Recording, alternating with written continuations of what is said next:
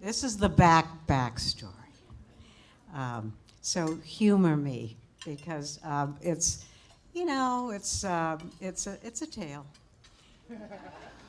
Way back in 1973, and I'm going to mention dates because this is a long tale. It's even longer than the 35 years of POGO's anniversary. Way back in 1975, I went to work for somebody called Stuart Mott. He was a character. Now, Conrad Martin knows better than most of us how much of a character he was, but he was also a maverick philanthropist and the son of the founder of General Motors. He liked to say that he had two things that he thought would destroy the planet that were most worth fighting for. The first was overpopulation, and the second was nuclear war. But when we got to work together, we agreed on one thing very powerfully, that it was 1973 and the Vietnam War had been a terrible decade-long mistake for our country.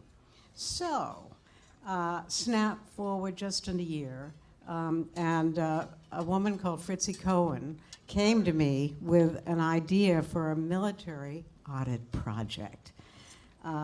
That was relevant, so I had to pay attention. Stuart listened. He said, why don't you set up a meeting of public interest advocates? Back then, we had public interest advocates. That word, probably half the people in this room weren't born then or something, but public interest is out of favor now. We talk about nonprofits and non-governmental organizations and, stuff, but public interest was the word of the day. So it fell to me to gather 40 public interest advocates in the very new Common Cause cramped boardroom to see if they liked her idea, military audit project, MAP. They did. They actually, the energy in the room was palpable. They said it would be a hard job. And in fact, Ralph Nader, before, I had been a journalist and I'd actually been a reformer of a sort, and I'd worked for Ralph Nader.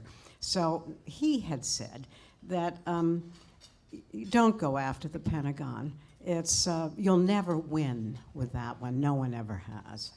But Fritzie was kind of compelling in this room, and they urged her on. And so it was a go, it was a go. And so what happened was that we made her the second project of a new thing that Stuart and I had created called the Fund for Constitutional Government. And she was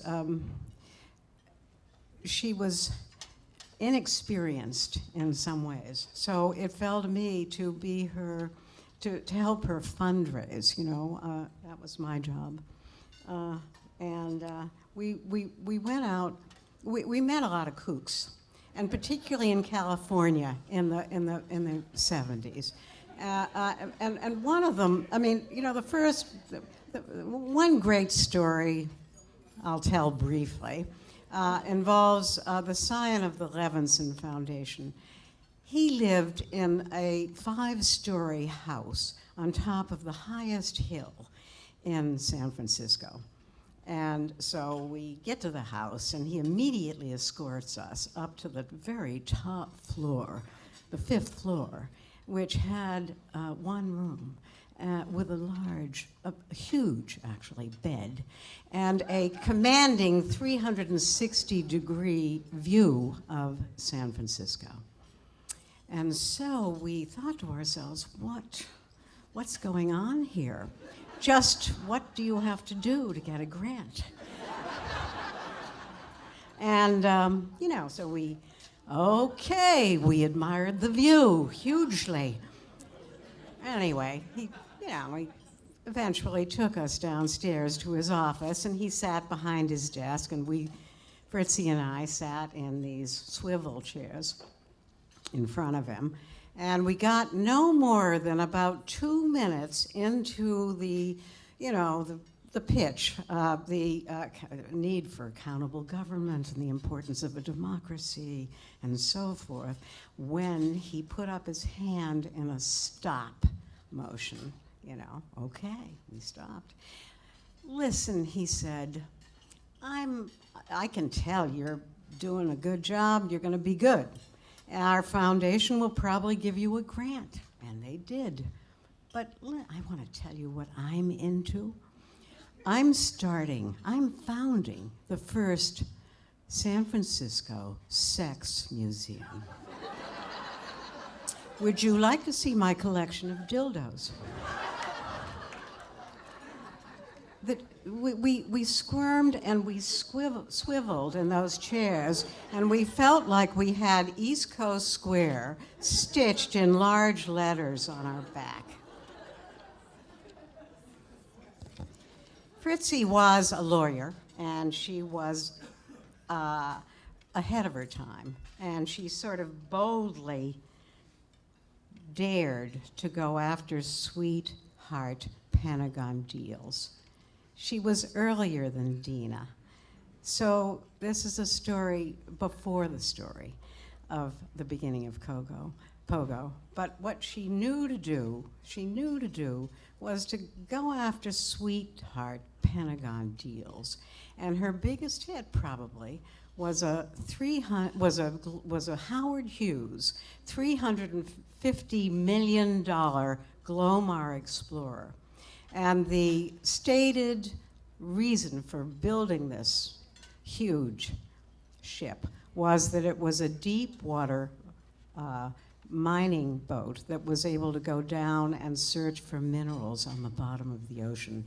But it turned out, her revelations told us, that the real cause was a sunken Soviet sub, Cold War time. And this was a chance to get some of their secrets. A perfect example of what, you know, the government keeps from us. Flash. Well, I do want to say that one of Fritzie's biggest coups was to bring Ernest Fitzgerald, as he was formerly known, but Ernie, into the reformer fold. He was a cost analyst for the Air Force. Dina's talked about him, of course, but one of the wonderful things about Ernie was that he blew the whistle, as we say, a successful whistleblower on the C-5A cargo plane. And he lived to tell that tale and many others, as he would put it, as a truth teller. And when Richard Nixon said, "Get rid of the son of a bitch," it was Nixon who left town and Ernie who stuck around.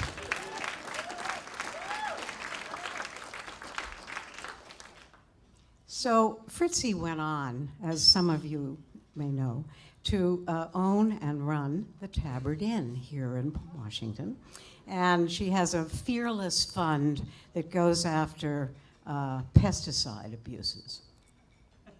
Excellent woman today. Wish she was here. Flash forward. Dina, whom you've just heard wonderful stories from, the founder, was 25 years old almost. And she had this very powerful project on military procurement. And, you know, after a bit of a year or so with the national taxpayers people, she came to the Fund for Constitutional Government, and we got her to be a project of the fund. And it was a logical succession, different in some ways, but a logical succession. Military Audit Project MAP to PMP, Project on Military Procurement. Her goal, this is good to say out loud, her goal was a big one: to reform the military procurement process so that we could get an effective and a reliable and a way less expensive national defense. What's wrong with that, you know? And that's the origins. And then, of course, she did all these wonderful Pentagon spare parts, and Ernie was a huge help. And I just sort of remember watching a late night show, and here's Ernie on the telly, and he's waving a toilet, you know, a toilet thing in his hand, and saying to the audience, "Would you pay $640 for this?" And the audience laughed, of course, but they began to get the point. Let's see. That was, of course, when Danielle came. Imagine being an undergraduate at Smith and coming to work as an intern at the Project on Military Procurement and being as good as she was and saying what she said to Dina.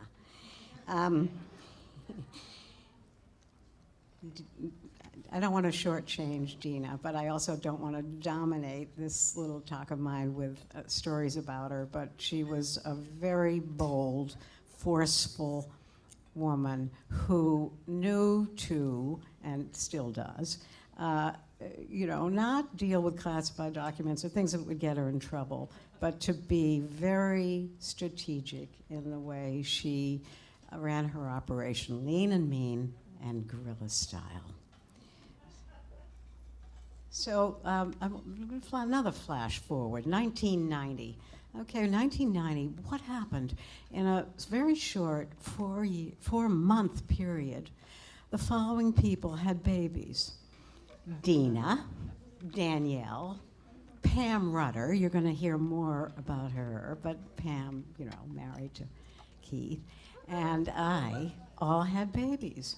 So it felt like one very big family. Indeed, today, my daughter, Lydia Dennett, is an investigator for POGO.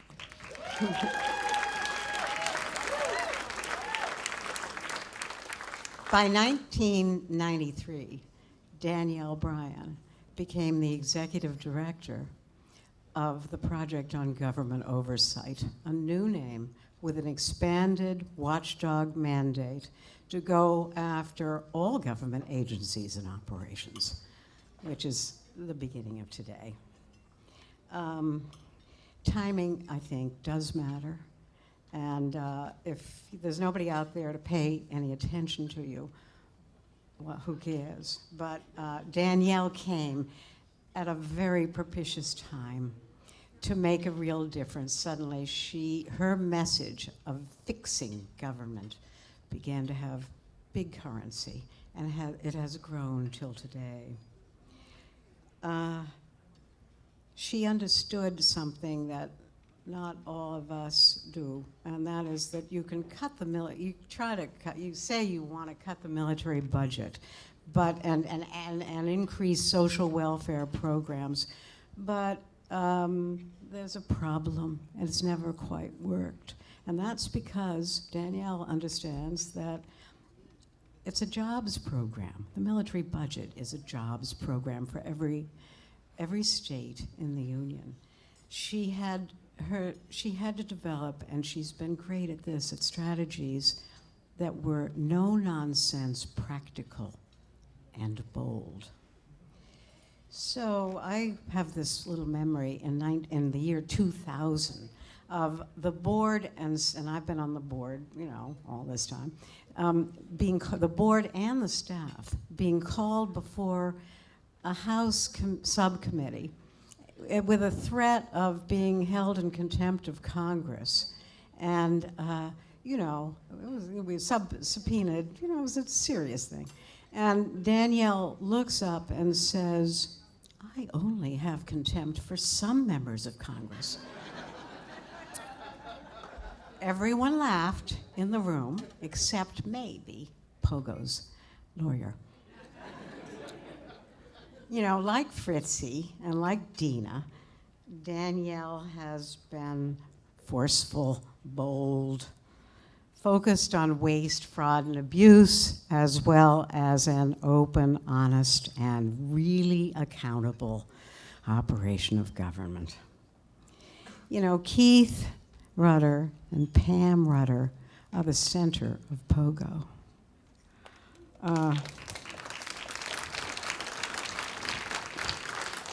Still, Dina, of course, is on the board still, and she's the treasurer of the organization. POGO attracts contributions from small donors who send in $10 checks from all around the country, as well as foundations which give grants large and small. POGO has absorbed 2 of the major Washington watchdog groups, representatives here tonight. Oh, thank you, thank you. The Center for Defense Information, and what Gary Bass knows, the OMB Watch Now, Center for Effective Government. Many programs are now under the aegis of POGO.